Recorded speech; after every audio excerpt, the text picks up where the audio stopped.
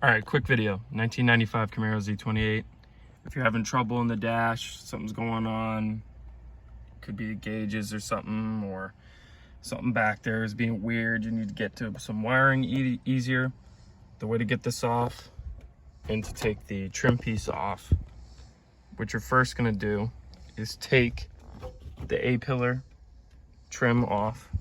It just has these clips in here that just snap in, so just carefully pry them and give them a little tug until they give. Jiggle it around a little bit. Do not force it, don't yank it. These are old, they will break. Everything on these cars are old and brittle, so don't force it, but just jiggle it until it pops off. Then after you do that, you're gonna want to come up here, and there's a little lip on that trim, and it's going to cover the dash. So once that's off, the dash is held on by some Velcro up here, right there. So you're going to want to, mine is all broken, so it just sits in pieces, and I was able to take it off. But if it's in one piece or it's split in half, you can pry it off. But if it's in one piece, you'll have to take that one off and do the same thing. It's just held on by Velcro. Once you do that, it'll give you access to these screws up here. There's going to be a few trim screws.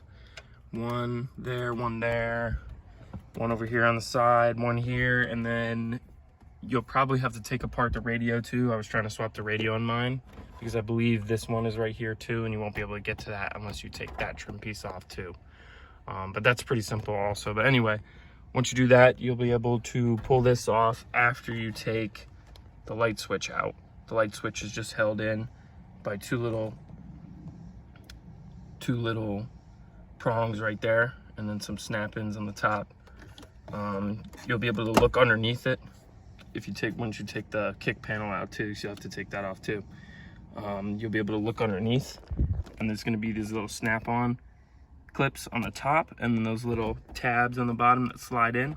You just want to push it up, pry those out, and then push it in, and then it should pop out. That'll allow you just to pull this away and lift it out. And then once you're looking at it, it's just these 4 7mm screws. They're all 7mm. There's one down there too that you'll be able to get to, and then extension, a small ratchet, and it should pop right out. After you get that connector off, you can just push that little blue tab right there, and then put a screwdriver in and leverage it against this to pry it off, and that should pop right out. It's actually very simple. You know, once you're doing it, you'll see what I mean. It's not too bad. And then you can get more access to all this stuff back here, and all the stuff even behind the dash and all underneath it. And it's not too bad. It's not too bad. So.